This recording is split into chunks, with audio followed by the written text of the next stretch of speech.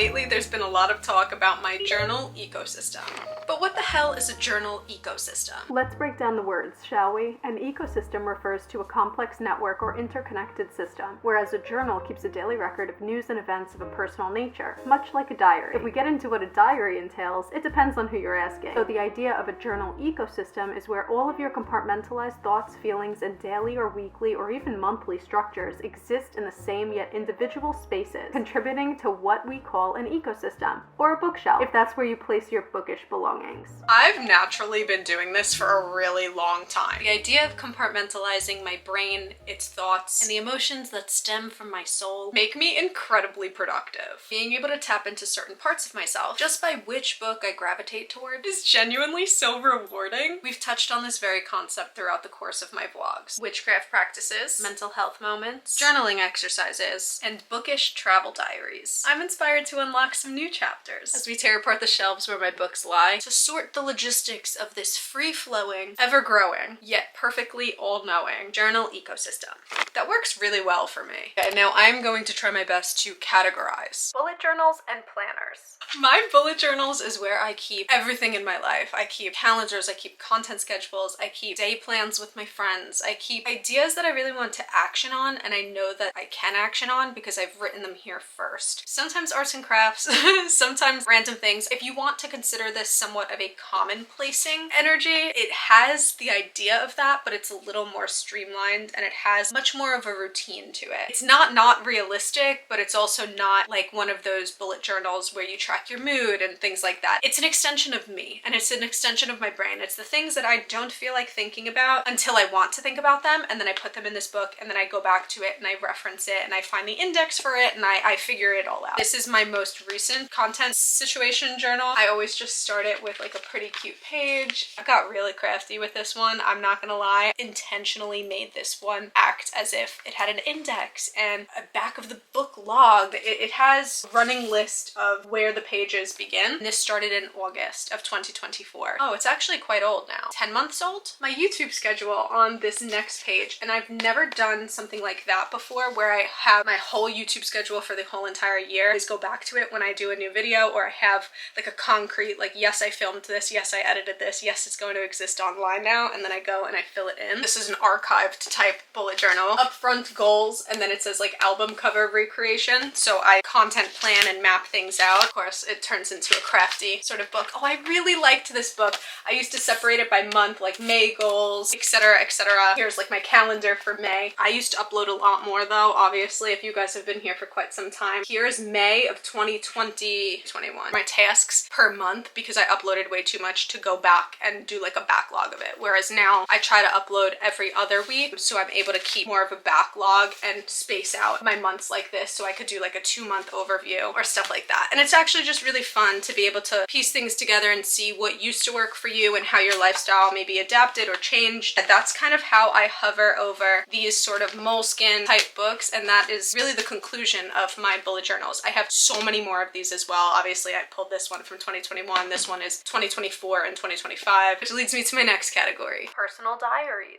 This one is my current book. I'm almost done with it. I'm really trying my hardest to get through it before I leave for a trip. I'm really excited about the trip that I'm going on, and I kind of want to start with like a fresh take and a fresh book. And I know that on this trip, I'm definitely going to fill out more than those pages because I write a lot. That's my plan. I guess you could break it down into more categories depending on what mood I'm in, but realistically I try to have one long-standing personal diary of sorts, but it's not like I'm writing about my day. I'm just writing things that I remember, or like a cool idea that came to my mind and I want to write a poem about it, or random section I just turned to, it says full moon today, and then it's like spells of banishing and letting go of setbacks, relax for a while, blah blah blah blah blah. And it's like kind of quick thoughts to myself that maybe I will transfer into a witchcraft book, which has a whole nother category, but we'll get to that next. Like, this has a Venn diagram. It's just a book for you and your brain to know that like you can go back to this if you really feel like it, but you also don't have to. You could just close it and go be away with it. The next book will be this, and it's kind of nice because it looks like a seamless transition. This is empty. I would prefer a college ruled page. This is definitely wide ruled. I find that like the way that I write and how long I write or how short I write really depends on what book I am writing in that day. So this, I've been writing a little longer poems because there's so much length in the pages, whereas this one I might end up writing somewhat kind of shorter. Maybe I make the title up here and then who knows? You never know. It's just what you make of it, and it's really fun. Just for reference, these are some other recent diaries. This was my most recent one prior to the one that I'm currently using. My friend got it for me and I actually really like this one, but it took so long to get through because look at the pages. Wait, oops,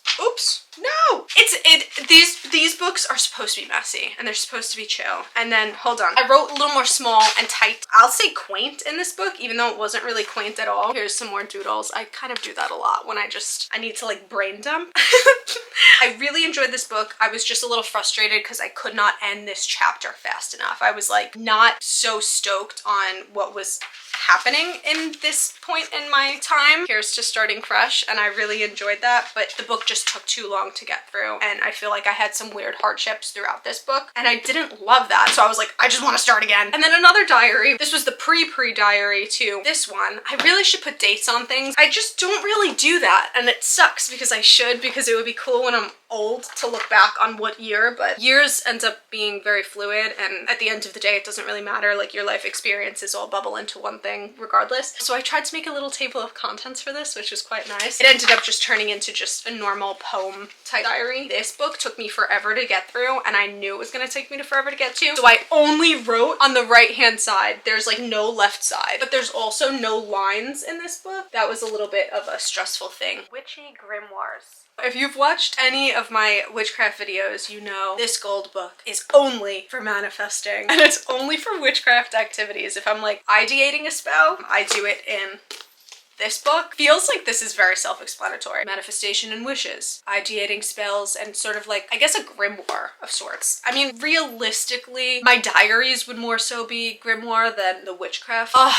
I wrote so neat here. Oh my goodness. That's gorgeous to me. I'm sorry. That is, mwah, that is everything. Some of them are poems, but they kind of have like the undertone of witchcraft, or some of them are spells. Like here, for instance, a long spell. Like, I wrote out a long spell and then I wrote out a short spell to said long spell. I just was like in my testing era of figuring out like, ooh, can I like write a spell from scratch, and can I like make it scientific and whatever. So there was like research pages and stuff like that. So it's just really, really cool and really weird and interesting. So I still do tap into this book when I need to, very frequently. I'll write in this book. So it really serves as a manifestation book, but it also serves as like, whenever there's a full moon, I'll do like a full moon spell or a full moon whatever, and I kind of like write things in here. This is a really fun page. Main goals, guided clarity, and I'll just like take little notes. It's basically like school. Witchcraft is school. Welcome to the wizarding world of Bianca's bedroom. I'll categorize things into like food, what foods make me feel good, what vibes make me feel good, what outfits make me feel good. Like, it's very random things that could just like make and elevate your life a little better. So this was like a 2025 resolutions list. Oh my god, I wrote that so crisply and so beautifully. I don't want you to see my resolutions, but like, look how pretty that looks. This witchcraft book that I've not yet put anything in, just because I've never filled this one out yet, so there was no reason, but I do have a duplicate just in case. I have a lot of books. It's a problem. I'm trying to downsize. I'm trying to figure it out. I love the YouTuber Ruby Granger. She is, I love her. She's so smart. She's so intellectual. She's so passionate about things that I never realized other people were obsessed with and in tuned with as well. It's just the coolest. I actually recently did a journal ecosystem book, and she said that she does get rid of a lot of books too, because there's almost like an overabundance of it sometimes. So if she writes a book and she's like, yeah, this one could go, she'll literally like actually get rid of it. Some of them she'll keep in storage, some of them she'll whatever, some pull off the shelves. Like, I have reference books on my bookshelf that I will flock to, and I guess I wish I wrote dates on things, but that's one thing about me. I've just never written dates on things. But I kind of started implementing it a little bit in this last diary, like my most recent one. So I was thinking, wow, what books would I get rid of if I had to get rid of anything? And I'm like, I don't think I can. I still have things that I've written in the 8th grade. Let's move on to the next category, because I could go on and on and on about this. Crafty junk journals. Travel memory banks. When I was 17, I worked at Urban Outfitters in Soho. It was 2013. Urban had these books. They sold these books that are now like really freaking famous and viral on TikTok, but they make them in more condensed versions, and they're calling it like something specific. Full to the brim. Had a lot of these, and I always needed a way to utilize them for specific things. This is a junk and crafting section of this category of my journal ecosystem, because you can't have stuff like like this be existent in your everyday journals because it ends up being crazy. I will say I started off when I tapped into the world of journaling. I used to have a giant book like this. It was an everything book. Categories did not exist to me. Now I have a journal ecosystem, and a lot of people have a journal ecosystem because we've realized if you have everything in one singular book, it ends up looking like this, which is beautiful in theory, but you can't carry this around. I carried around a 6-pound book every single day for like 2 years straight, and it came to the point where my shoulder was always hurting. It was this giant book. I would look like a psychopath sitting in a cafe journaling in this book, but then there was like pictures flying out of the book, and it was crazy. So like this book is my Polaroid book, just all different memories that I have. I don't know, like, and this one I actually put dates on, so it's like December 2017. Let's see when this book started actually. December 2013, and then the first, oops, everything's falling out of it. It just says I fucked up in 2013 when I started this book. Oh my gosh, so it was really, really fun. This is like my travel junk journal. I've actually recently finished it. Like there is no page left. This is the last page.